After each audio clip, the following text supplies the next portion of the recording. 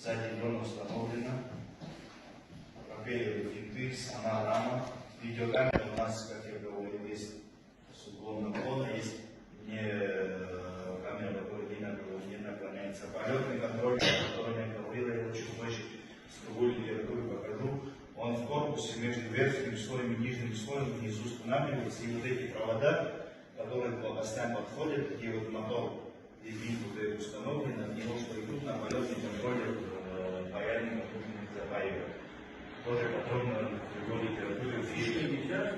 Как? Фишки? Нет.